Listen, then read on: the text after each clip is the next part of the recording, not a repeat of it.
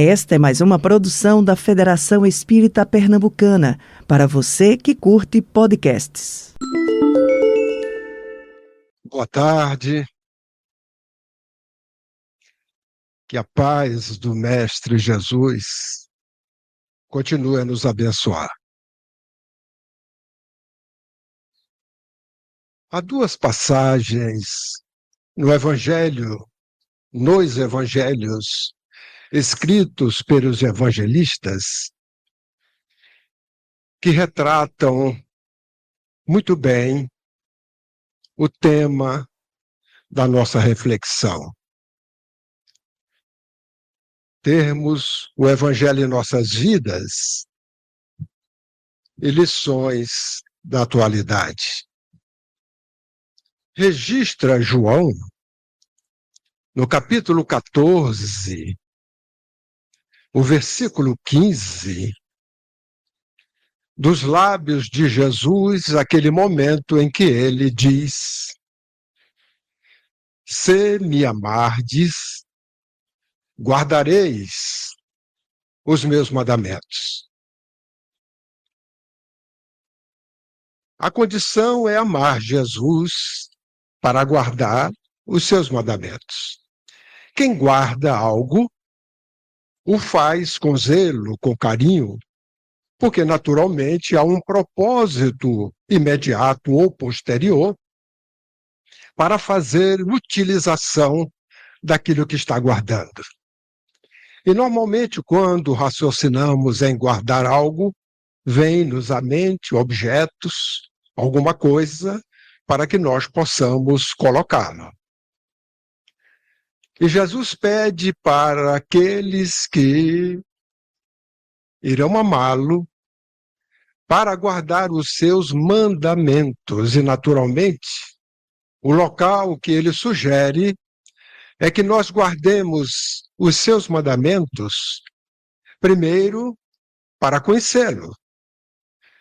É necessário conhecer algo que você vai guardar. Porque se você não conhece, você pode até perdê-lo no meio de tantas coisas que nós guardamos. Então, o conhecimento faz parte desta guarda, porque, naturalmente, vai nos proporcionar um momento de resgate para a sua utilização. Mateus, no capítulo 11, o versículo 29, também registrou dos lábios de Jesus um momento em que ele diz: Tomai sobre vós o meu jugo, aprendei comigo, que sou brando, humilde, e achareis repouso para as vossas almas. Este versículo também é uma fórmula que Jesus nos concede para que nós possamos, além de guardar os seus mandamentos, tomá-lo sobre nós. Porque tomar o jugo de Jesus significa tomar a sua boa nova. O jugo dele é a sua doutrina divinal, o seu evangelho, que legou à humanidade como um roteiro, um código de ética divino, para que nós possamos nos orientar. Então, tomar sobre nós o seu evangelho significa aqueles mandamentos que são palavras de vida eterna que nós guardamos porque amamos Jesus, poder, a partir de então, colocar em prática. Porque tomar o seu jugo significa começar um processo de revolução interior através das mudanças. Por isso que ele se coloca como mestre, para que nós aprendamos com ele a brandura e a humildade.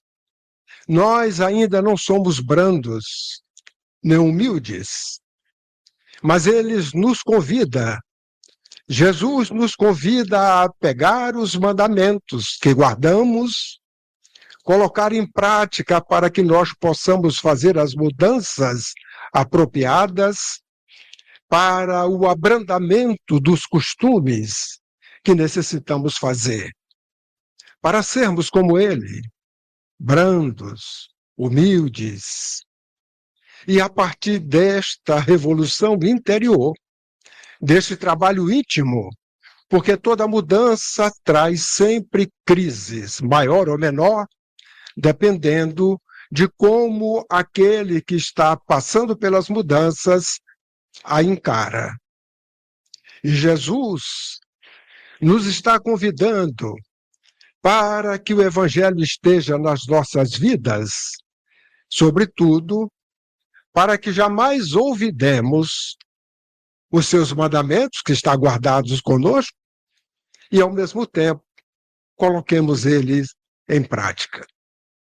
É desta forma que nós vamos observar que os mandamentos de Jesus são compostos de palavras de vida eterna, porque são as leis divinas, naturais, perenes, que estabelece esta doutrina divinal. Portanto, é atemporal. Em qualquer época das humanidades, em qualquer local dos inúmeros habitantes do Pai, esta lei ela é válida.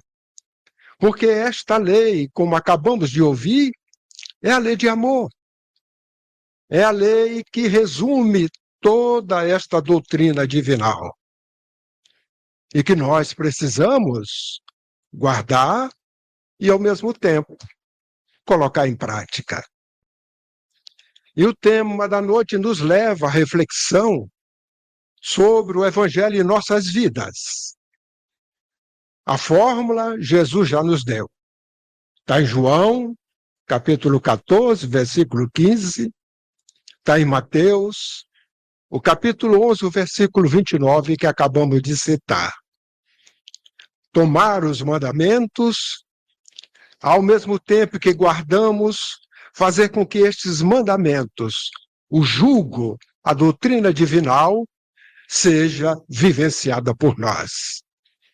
Mas o tema nos pede para que nós tenhamos algumas lições da atualidade. O Evangelho de Jesus, como dissemos, é atemporal. Ele serviu ontem, serve hoje e servirá por todo sempre.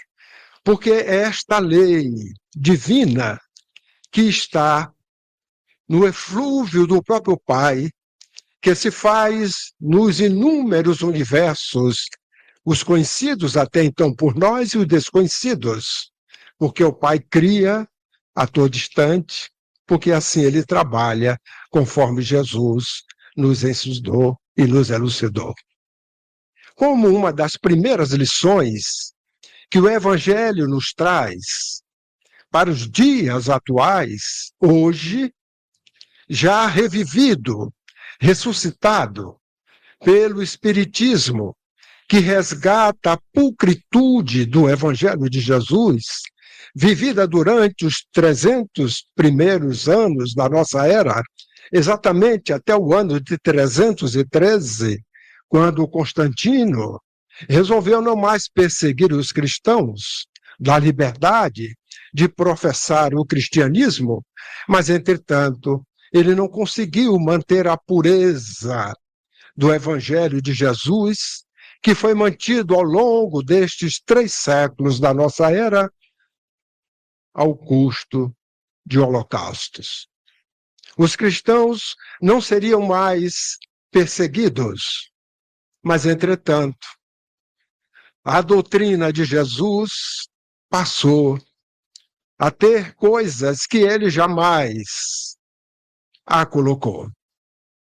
Orar diante de um oráculo. O oráculo de Jesus, ele falou ao nosso quarto íntimo, é a intimidade, onde nós entramos em conexão com o próprio Pai, sem precisar de intermediários. Jesus ensinou tanto aos homens e às mulheres orar sem nenhum rito, sem nenhum mito. Mas nós observamos que após este ano de 313, a mulher, para orar, precisava botar um pano sobre a cabeça. Jesus foi batizado por João Batista porque a lei assim previa, e ele desejava que a lei fosse cumprida para que fosse realmente reconhecido como o Filho ungido do Pai, o Messias aguardado, e que as Escrituras já vinham anunciando há milhares de anos. E é assim que nós vamos encontrar a pureza do Evangelho de Jesus, mesclada, mais tarde transformando-se com Teodósio na religião oficial do Estado, e aí a história da Idade Média até os dias de hoje nos conta as consequências. As lições que aprendemos na atualidade com o Evangelho, em ele fazendo parte de nossas vidas, a primeira que nós raciocinamos é: somos imortais. Sendo imortais, temos uma única vida. Apesar de denominarmos as existências de vida, mas a vida do Espírito, depois de criado, é uma, única, que sai da simplicidade, da ignorância, para chegar aos píncaros da angelitude. Neste processo em que o amor vai sendo desenvolvido conforme aqui ouvimos o Fábio falar esse esforço praticamente evolutivo com base na lei de amor que Lázaro nos coloca, saindo do instinto para estarmos instruídos e depurados, tendo o sentimento na sua essência mais pura, este amor de Jesus, que não é o amor que nós ainda estamos conquistando devido à nossa imperfeição. Imortais que somos, uma única vida. Primeira lição para nós encarnados que temos o Evangelho em nossas vidas. Em sendo assim, o Evangelho nos ensina que temos oportunidades. O Pai nos concede oportunidades existenciais para que possamos juntos aprendermos, ajudarmos-nos, mas, sobretudo, servirmos uns aos outros. Porque na verdadeira vida, que é a vida espiritual, nós nos encontramos e vivemos juntos por simpatia. E a simpatia, conforme os espíritos nos instrui, aqueles espíritos que estão na mesma faixa evolutiva, os mesmos gostos, os mesmos interesses. E cada um de nós, que vivemos em faixas semelhantes, não temos a oportunidade da convivência no plano espiritual antes do nascimento, como temos aqui, quando encarnados, que é um dos objetivos da encarnação, a convivência com essa diversidade evolutiva dos espíritos. Porque hoje, se desencarnarmos amanhã ou agora mesmo, no plano espiritual, gostaríamos de dar um abraço no querido e saudoso Chico Xavier. Mas não teremos condições, porque as simpatias de Chico não são as nossas, no sentido do seu status evolutivo. Gostaríamos de dar um abraço em Teresa de Calcutá. Também não vamos. Em Gandhi, tampouco. Em tantos outros nomes que a humanidade ressalta como lideranças em todas as áreas do saber. Porque ao desencarnarmos, estaremos convivendo na mesma faixa de simpatia que nós conquistamos nesse processo evolutivo do amor, que nós vamos a passo em cada existência angariando. desta forma, encarnados, aí sim, amanhã, quando o Chico estava entre nós resolvemos aqui fazer uma excursão, visitar o Chico, enfrentar uma fila, que é o de menos, dar um abraço. E assim fazíamos. Então, o objetivo da existência é proporcionar-nos uma vida de relação para o aprendizado mútuo, para a ajuda mútua, mas, sobretudo, para servir. E uma lição que o Evangelho de Jesus nos traz é de que esta vida de relação tem consequências morais. Dependendo de como nós nos relacionamos uns com os outros de forma livre, teremos colheitas obrigatórias, que podem ser frutos ou espinhos, dependendo de como nós utilizamos aquele mandamento que Jesus solicita, se nós amarmos a Ele, devemos guardar os seus mandamentos. E depois ele pede para que nós tomemos sobre nós esses mandamentos, o seu evangelho, para colocarmos em prática. E se nós soubermos colocar em prática, nós estaremos desenvolvendo em nós este amor. Ainda infantil, egóico, sensual, de posse, no aprendizado, na vida de convivência, quando encarnados, construindo uma relação saudável, para que nós possamos cumprir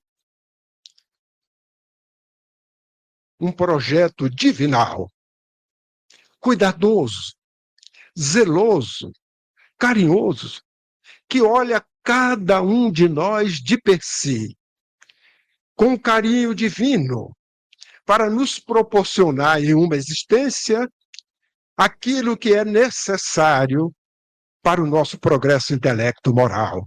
É o planejamento espiritual, que antes de nós mergulharmos nesta dimensão mais densa, vai nos proporcionar condições da vida de relação, mas, ao mesmo tempo, o cumprimento deste planejamento divino que observou as nossas existências anteriores, a solidariedade entre elas, a nossa capacidade de podermos nos ressarcir diante da lei divina, os equívocos cometidos no passado, dando-nos a dose certa, a dose correta, para que os nossos ombros possam carregar os desafios, as dores, que nem sempre representam sofrimento,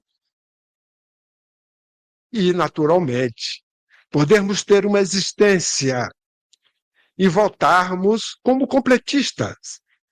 Porque o planejamento realizado deseja que nós cumpramos aquilo que está nas nossas capacidades. Se nós assim fazemos, chegamos de volta com a cesta completa daquele compromisso que nós realizamos. Como exemplo, uma lição que o Evangelho nos diz é que eu ainda tenho 100% de egoísmo. E naquela encarnação eu quero tirar todo o egoísmo. O alto, ao planejar, diz, você não tem condições, mas nós vamos lhe dar a oportunidade de você chegar de volta com 80% de egoísmo. Porque nesta você vai diminuir 20% e poderá fazer com muita maestria. E nós podemos voltar com 80% ainda de egoísmo, mas completista, porque os 20% que nós prometemos, nós realizamos. Vamos ficar ocupados e preocupados se voltarmos com 90%, porque 10% nós não cumprimos. Fomos ociosos ou esquecemos. Além disto, a existência nos proporciona, é outra lição que o Evangelho nos traz, a oportunidade de nós realizarmos, pela própria educação, plantios novos, ao mesmo tempo que nós colhemos de forma obrigatória os equívocos cometidos ou os frutos que cometemos anteriormente. E neste planejamento, a lição primeira que nós temos é que iremos mergulhar num educandário. O primeiro educandário que nós temos é o lar. Os pais que nós recebemos foram aqueles que no nosso planejamento e no deles já estava previsto nascermos naquele ambiente, tendo-os como os nossos primeiros educadores. Os pais, para nós, quando mergulhamos na indumentária carnal, a mãe é a mulher mais bela do mundo. O pai é o homem mais forte. Depois que nós vamos crescendo, vamos verificando que o pai não é tão forte, que a mãe é bela, mas não é a mais bela do mundo, e vamos fazendo este trabalho, que naturalmente a educação, que este educandário chamado lar, que nos abriga, vai nos dar. Porque também aprendemos, quando o Evangelho faz parte de nossas vidas, de que a educação é a aquisição de hábitos novos. E esta educação é dada no lar, desde o nascimento, com os hábitos que nós trazemos. Se forem hábitos voltados para o bem, nós estaremos evidenciando cada vez mais o bem, ensinando aqueles que vivem conosco na vida de relação, mas se nós trazemos hábitos, que é a ausência do bem, é neste lar que desde a infância, os pais que se comprometeram em nos educar, este laboratório é o educandário que devemos estar atentos para observar nos rebentos que são empréstimo do pai, porque não temos filhos. Quem tem direito a ter filhos é o pai. Somos todos filhos do mesmo pai. Somos irmãos em humanidade. E ele nos concede a oportunidade da paternidade e da maternidade para que nós possamos, assim, neste laboratório educativo, ajudarmos-nos mutuamente. E quando nascemos, aquele exemplo que eu citei, que eu tenho 100% de egoísmo, e quando nasci, eu vou voltar com 80%. Eu tenho que trabalhar 20%. E desde pequenininho, meu papai, certa feita, ele me deu, eu tinha vários irmãos, me deu um saco de biscoito, imaginando que eu iria distribuir os biscoitos com meus irmãos. E no momento que ele me deu o biscoito, eu já olhei que era aquele que eu mais gostava, segurei, peguei um biscoito e já guardei, porque eu não ia comer todos os biscoitos, de forma egoísta. E não compartilhei com os meus irmãos. O papai, observando-me, olhou e verificou, porque o papai tem o evangelho em sua vida. E ele sabe que eu preciso adquirir novos hábitos. E naquele instante ele lembrou daquilo que o evangelho nos diz. A criança sem limite, o jovem sem orientação, são os grandes males da humanidade. E aí o papai, com o evangelho em sua vida, veio me trazer uma lição nova. Me chamou e perguntou-me: cadê aqueles biscoitos que eu lhe dei? Aí eu guardei os biscoitos. Eu ainda não tinha guardado os mandamentos de Jesus. Guardei os biscoitos. Aí ele fez: e seus irmãos? Eu digo: não, o senhor deu biscoito para mim. Vá lá, pega os biscoitos. Trouxe o biscoito. Você sabe contar? Até 10. Aí disse, então vou lhe ensinar a contar até mais, dependendo da quantidade de biscoito. Colocou os biscoitos à mesa e fomos contando. Tal, tal, tal, tal, tal, deu a quantidade. Quantos irmãos você tem? Tantos. Você sabe dividir? Ainda não aprendi. Então você vai aprender a divisão. Então está aqui, ó. Você tem 3 irmãos, 4 com você. Então, vamos pegar aqui, ó. Esse é para seu irmão, esse é para o outro irmão, esse é para o outro irmão, esse é para você. Está aprendendo a dividir? Aí eu estou só olhando para ele. Aí ele pegou depois e foi dividindo os biscoitos. Depois ficou um pontinho para um pontinho para outro. E eu ficando aborrecido porque eu queria os biscoitos só para mim. E agora eu vou dividir com meus irmãos. Ele então pede para eu chamar os irmãos, e os irmãos vêm com os olhos arregalados. Alguns sabiam que tinha recebido o biscoito, outros não, mas ficaram alegres naquele momento. E depois que eu peguei os biscoitos, meio emburrado, para distribuir com meus irmãos, aí meus irmãos me deram um beijo, me abraçaram, agradeceram, e eu aborrecido com o papai. Hábitos novos. Evangelho na vida do papai e da mamãe, que naquele instante estava me instruindo, me ajudando, porque ele sabia no planejamento espiritual que eu tinha que diminuir 20% do meu egoísmo. Mas ele poderia também relaxar. É melhor, porque dá mais trabalho. Chamar, dividir biscoito, fazer, etc. O tempo da vida me chama. Mas ele tinha consciência, porque tinha o Evangelho. O mandamento de Jesus estava guardado. E ele tomou sobre si este mandamento. E começou a colocar em prática neste primeiro laboratório. E assim a criança foi crescendo, com limites. Não, aqui você não pode fazer isto. Porque outro pai, em outra oportunidade, levou o filho para o aniversário.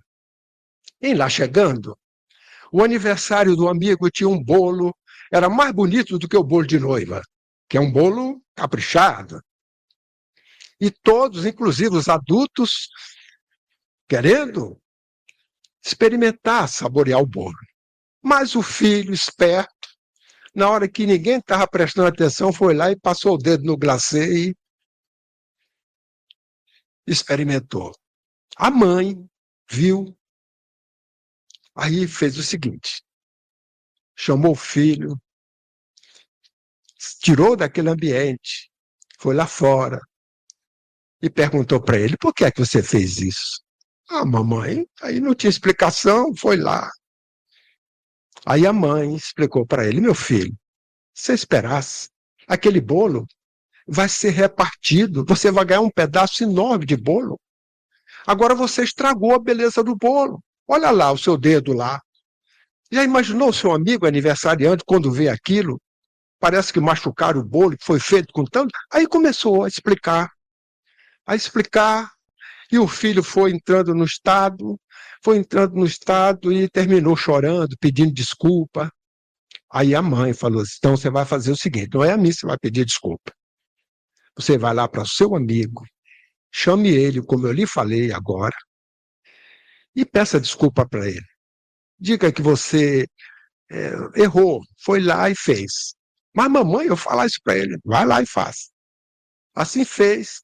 O amigo nem ligou, né? Achou até interessante, que ele também podia fazer, etc. Mas ficou no ensinamento.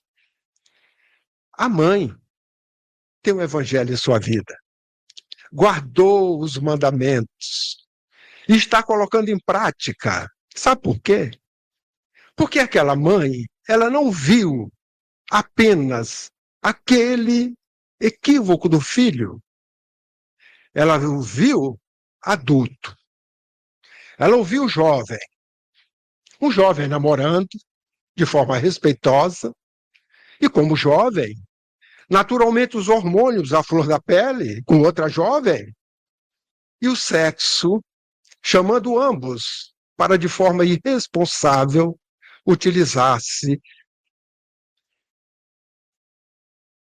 deste instrumento divino que deve ser utilizado com responsabilidade. Ela estava sabendo de que ele, se fosse educado, ele poderia esperar. Como ele, naquele momento, não esperou para esperar o bolo, no momento. Ela estava imaginando ele no futuro. Estava imaginando ele chegando, talvez mais adulto, a uma fila enorme, que tinha que esperar pacientemente. E aí ela trouxe a lição para o filho. É o educandário, que quando temos o evangelho, o lar passa a ser esse instrumento de troca. Porque também, ao inverso, tem filhos que ensinam os pais de tal forma que muitas das vezes, um outro exemplo fictício, nossos pais sempre dizem, isso não é ficção, isso é fato. Mentira tem perna curta. Não é a verdade? Vem de avô, bisavô, passando. E toda vez que a gente mente, a gente fica com a consciência intranquila. E aí, os pais, meu filho, não minta. Mentir não serve. Devemos ser honestos. Tudo bem.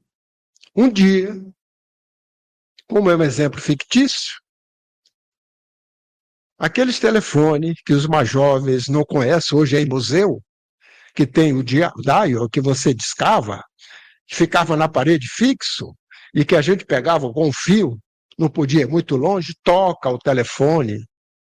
E aí o filho atende. A pessoa do outro lado quer falar com o papai. Aí o filho tapa e diz, papai, é fulano. Avisa ele que eu não estou. Talvez não tivesse tempo, alguma razão, mas mentiu. Que estava em casa e pediu para o filho não ir. Aí o filho, o papai não está. Quando ele chegar e tal, começou, tudo bem, o telefone bateu. O Evangelho de Jesus, quando Jesus pediu para guardar os mandamentos, e ele disse assim, aprendei comigo, tudo que ele disse, ele fez. E se o Evangelho de Jesus está em nossas vidas, nós não podemos dizer uma coisa e não fazer, porque não teremos autoridade. E a educação, em especial, neste exemplo do lar, é algo que todos nós temos responsabilidades. Sejam aqueles que construíram o lar por um conúbio, sejam aqueles que não tiveram oportunidade do conúbio para construir um lar, mas convive com outros, seja filhos adotados, sejam irmãos, primos, é um lar, é um ambiente, onde ali a vida de relação traz a oportunidade de nós exercitarmos o Evangelho de Jesus. Mas nós espíritas assumimos um compromisso no nosso propósito existencial. Nascemos, cada um num lar, em locais diferentes, talvez estados, até países diferentes. E no propósito existencial, a lei de afinidade procurou fazer com que nós nos encontrássemos. Sejam aqueles que se encontrariam pelo conúbio, pelo casamento, que nasceu num continente, o outro em outro, 8 bilhões de pessoas, e de repente 2 pessoas se encontram e começam a se amar, e começam a ter um relacionamento mais próximo, e de repente assume o compromisso do casamento de estarem juntos e construir uma família. É a lei de afinidade. O propósito existencial e esta lei fez com que aqueles encontros acontecessem.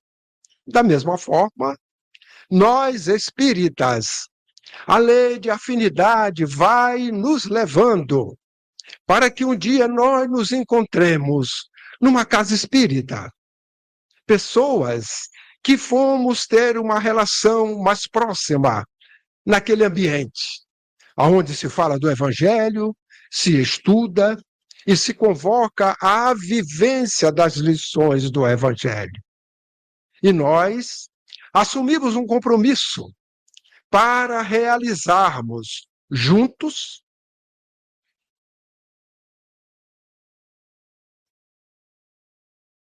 faltando uma coisa que propositadamente eu deixei de dizer. E unidos.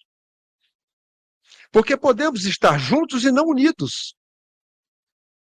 É necessário estarmos juntos, e a lei de afinidade nos coloca juntos, para que nós cumpramos o nosso propósito de nos unirmos pelo amor.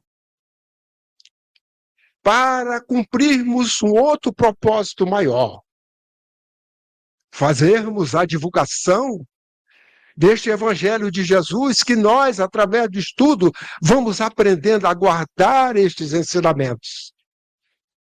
Pelo conhecimento, pelo cognitivo, pelo sentimento, até o momento que as oportunidades da vida nos convocam a praticá-los. E aí, de repente, começamos a conhecer pessoas novas numa casa espírita e nos embevecemos da mensagem que Jesus nos traz com tanta clareza, de forma tão objetiva, lembrando-nos que somos imortais, que temos um propósito na existência, porque nenhum de nós nascemos para tirar férias, seria até uma opção horrível. Tirar férias no local de provas e expiações, porque férias nós desejamos tirar em resorts, em lugares que nós vamos ficar gozando, não é? As coisas materiais. Mas ninguém nasce para tirar férias. Nascemos com um propósito existencial de praticarmos o bem, de nos reencontrarmos, afetos e desafetos, amigos e inimigos. Porque no plano espiritual nós estávamos em situações diferentes. Talvez o nosso propósito existencial é viver com alguém. Se nós estivéssemos nas regiões umbralinas, era viver com alguém que está em nosso lar. E somos retirados daquela condição trevosa, de sombra, para, nesse cadinho do lar, estarmos convivendo com alguém que veio de nosso lar, que vai nos ajudar, nos redimir. E naquele ambiente familiar encontrarmos os inimigos ou amigos, homicidas do passado, e que a misericórdia divina nos traz uma outra lição, o esquecimento, para que nós não possamos recorrer no mesmo erro. Da mesma forma, na casa espírita, nós nos encontramos e aprendemos que podemos formar uma outra família, não ligada pelos laços sanguíneos, mas agora pelos verdadeiros laços, que são os laços espirituais. E começamos uma vida de relação convergindo para o mesmo propósito, unificados no Evangelho de Jesus, para guardarmos os seus mandamentos e colocarmos em prática a partir do momento que o conhecimento vai nos ajudando a compreender essa mensagem divinal. E assim, na casa espírita, nós vamos aprender que realizamos um trabalho que não é só desta dimensão. É um trabalho de ambos os planos da vida, onde deve viger a lei de amor. Porque como discípulo de Jesus, ele disse, me amardes, guardai os meus mandamentos. E ele manda amar até o inimigo. Nós ouvimos o Fábio aqui darmos o primeiro, no momento em que amai-vos. É a primeira instrução que os Espíritos nos dão na revelação que o Espiritismo nos traz. É a lei de amor que está permeando todos nós e que nós precisamos despertar para ela, estarmos atentos. E aí, no ambiente da casa espírita, nós vamos encontrar lições maravilhosas. Uma delas é de que juntos nós precisamos nos unir, porque temos os benfeitores espirituais que vêm nos alertar, como o doutor Bezerra, dizendo-nos que a unificação ela é paulatina, a união ela é imediata, mas o trabalho ele é incessante, que nós devemos realizá-lo de forma constante. E na casa espírita, o trabalho se realiza de modo incessante, aguardando de nós a união. Mas não se faz união sem fraternidade.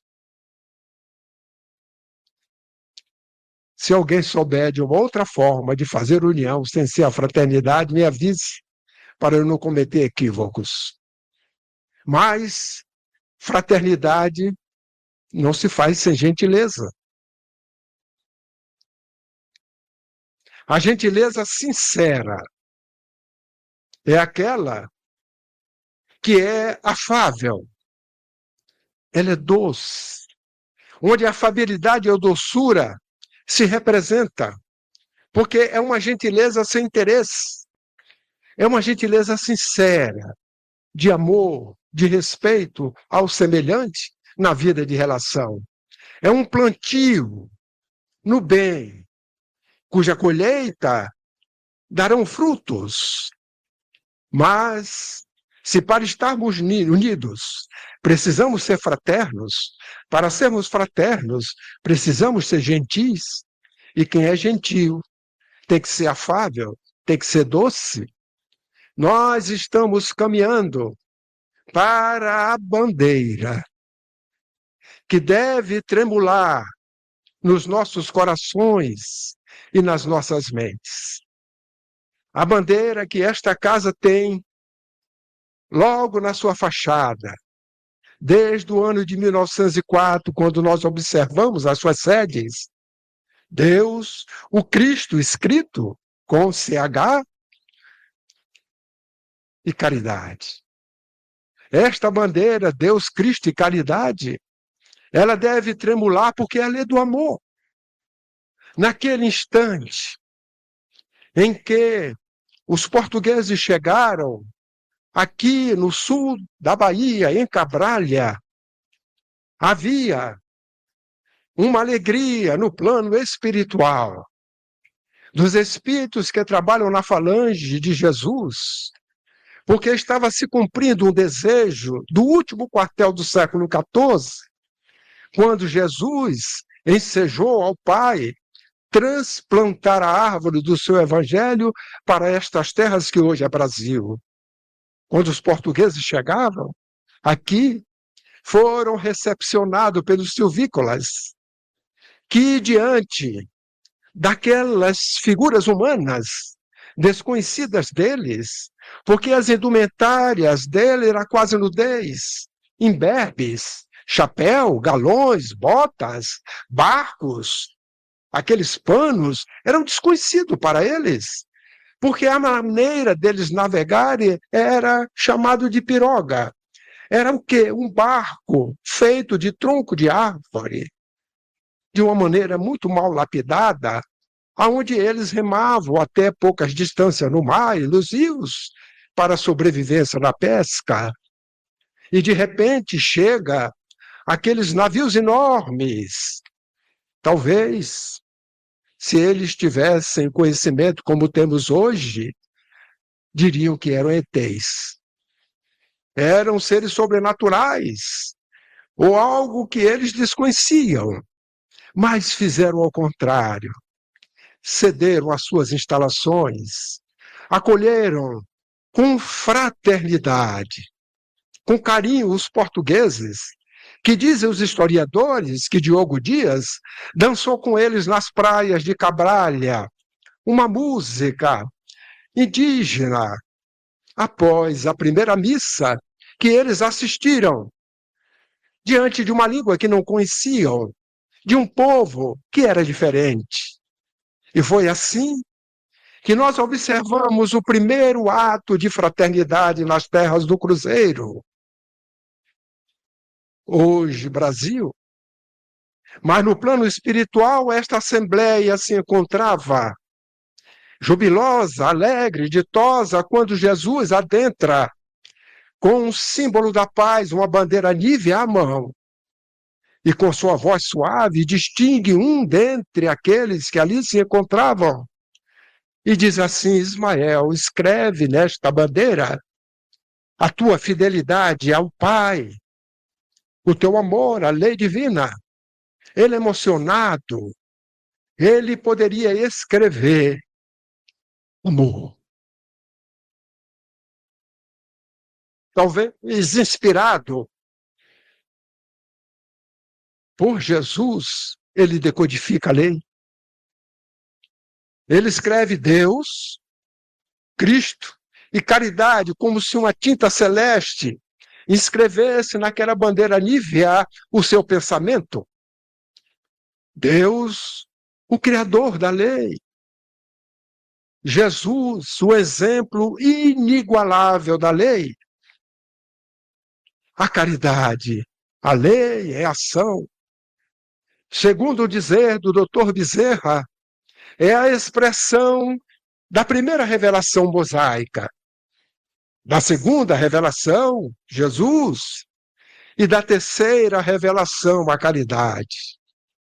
Então, quando nos encontramos na casa espírita e nela começamos uma vida de relação, aonde se faz a união de forma fraterna, gentil, e aí estamos exercitando a afabilidade e a doçura, nós vamos observar que a caridade já começa a se implantar, porque quando foi perguntado aos imortais o sentido da caridade, conforme Jesus nos ensinou, eles disseram: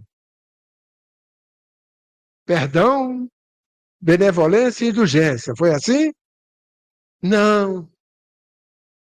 Eles disseram benevolência, perdão e indulgência.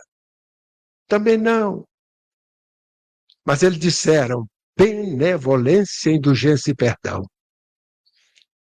Se nós trocarmos a ordem, botar perdão primeiro e mudar as outras duas, se botarmos indulgência primeiro, mudarmos as outras duas, e tirarmos benevolência, não dá certo.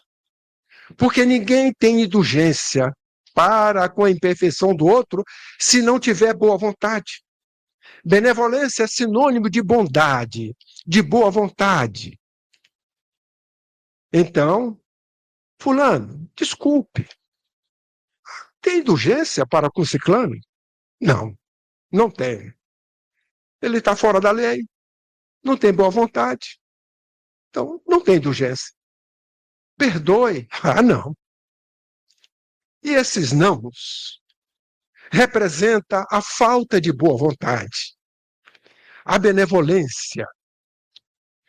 Por isto que neste mês de dezembro, que é um mês que nós comemoramos o nascimento de Jesus, ele na manjedoura, como governador da terra, que é outra lição que o Evangelho vem nos ensinar hoje à luz da doutrina espírita, ser ele o guia modelo, o governador da terra. Ele autorizou a humanidade a conhecer a plataforma da terra. Glória a Deus nas alturas, glorificando o Pai. A plataforma da terra é de paz, paz na terra. Mas deu a condição, boa vontade entre os homens. Tem que haver benevolência primeiro, porque no momento que houver benevolência, o Evangelho de Jesus nos traz outra lição. A forma da benevolência se apresentar. Lembrando o Espírito Lázaro, que em outra mensagem ele vem nos dizer de que a benevolência se apresenta de duas formas, através da afabilidade e da doçura. Se somos afáveis e dóceis, nós somos gentis, nós somos benevolentes, estamos praticando a caridade e assim seremos capazes de praticar a união que é imediata, a unificação que é paulatina, que precisamos ir guardando os ensinos de Jesus, os seus mandamentos, paulatinamente, à proporção que vamos desenvolvendo o estudo, a compreensão, o entendimento da mensagem. Mas o trabalho é incessante, e trabalho é toda atividade útil que nós desempenhamos. Desta forma, quando nós temos o Evangelho em nossas vidas, as lições da atualidade, elas servem para todos e sempre. Porque nos dias de hoje, vivemos momentos de transição, guerras, conflitos, desafios, desrespeitos, assaltos, polarizações, e poderíamos enumerar uma série de ações e atitudes que observamos hoje praticada pela maioria da humanidade. Mas o bem, ele está sendo exercido, só que não é divulgado. O bem sempre vence, porque o bem, ele é divino, ele é perene. O mal só surge quando o bem não é praticado. No dia que todos praticarmos o bem, a lei de amor estará vigindo, teremos um mundo melhor, um mundo feliz, um mundo regenerado, para onde nós estamos caminhando, mas para isso é necessário guardar os mandamentos que Jesus nos trouxe.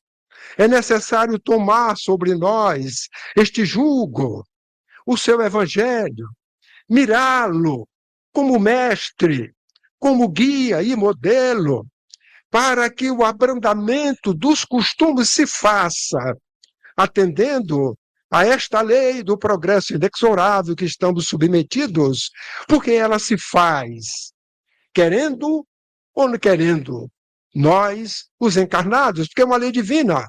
E a lei do progresso, ela se faz mais lenta ou mais rápida, dependendo da necessidade. A lei do progresso é para as criaturas do Pai. Habitat é uma criatura, é criação de Deus, esta casa que nós estamos. As suas leis é que regem os seus mecanismos. É também a lei do progresso para o habitante. O habitat progride com os elementos que o compõem. A Terra de hoje é diferente da Terra de milênios atrás, de centenas de anos. O ar que respiramos, pela própria lei do progresso, as acomodações que se fazem das suas placas, naturalmente nos conduzindo a mudanças que o próprio eixo da Terra, quando varia, traz mudanças drásticas ou não, dependendo da velocidade desta mudança. Isto é inexorável. Vai acontecer, está acontecendo, é lei divina. Agora, o habitante também progride com o desenvolvimento do conhecimento, progride com o desenvolvimento da inteligência e progride com o abrandamento dos costumes. Por isto que ter o Evangelho nas vidas nossas é o convite de Jesus para abrandar os nossos costumes, lembrar dele, que é manso, que é humilde, e que disse que herdará esse habitat nas bem-aventuranças os que forem brandos, os que forem mansos de coração. E nós estamos vivendo o melhor momento para que nós possamos praticar esses mandamentos que já conseguimos guardar, grande parte dele, pelo conhecimento, pela inteligência, para que nós possamos colocar em prática pela caridade, através da brandura, da afabilidade, estas duas virtudes que nos comove, mas que ao mesmo tempo nos torna gentis, fraternos, benevolentes, na prática desta lei de amor, que em sua ação é a própria caridade. Se nesta encarnação chegarmos após ela benevolentes, com certeza demos um salto quântico, porque se formos assim, nós nem precisamos, porque temos boa vontade, ser indulgente para com os defeitos ou as imperfeições do semelhante. Não precisamos nem perdoar, porque a boa vontade, ela é tão grande que nós não vamos nos sentir ofendidos com os equívocos que são cometidos, porque as lições do Evangelho nos diz, vítima hoje, algoz do passado, algoz hoje, vítima do futuro, e que há uma justiça divina que dá a cada um segundo as suas obras. Então, se alguém verifica em nós a necessidade de nós perdoarmos, nós vamos observar perdoar por quê? Se nós nos sentimos vítimas de alguma coisa, as lições atuais do Evangelho nos convidam a fazer uma reflexão e observar que esta construção do nosso destino é nossa própria engenharia. Somos nós que fazemos. Por isto que a dor são colocadas para os eleitos do Pai, que é a forma de nós mesmos, porque solicitamos passar por ela. Então, nesses dias de transição, que o mundo estertora, não esqueçamos que no nosso planejamento espiritual, o propósito de protagonizar esses dias, nós mesmos solicitamos. E a misericórdia divina proporcionou esta oportunidade. Que possamos passar por esses momentos, conforme as lições do Evangelho, que nos diz que a melhor maneira de navegarmos de forma tranquila nesses dias de transição é realizarmos de forma consciente e responsável as reformas íntimas que se fazem necessárias para que haja a harmonia do conjunto. Temos a fórmula, já guardamos esses ensinamentos, falta-nos apenas aplicá-los. Que nós, então, façamos estas reformas íntimas, que cada um sabe quais são as reformas necessárias para que nos transformemos. E como membros desta humanidade, quando um deles se transforma, a humanidade já não é mais a mesma. E nós estamos realizando este propósito como espíritas cristãos que somos, procurando ter nas nossas vidas o Evangelho como roteiro, a consciência tranquila como consolo, a ausência do mal como estratégia e a prece como fortaleza.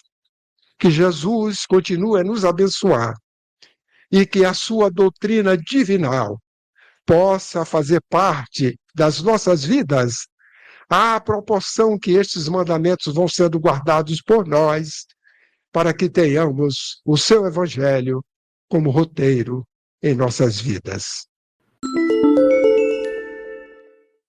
Você ouviu o podcast da Federação Espírita Pernambucana.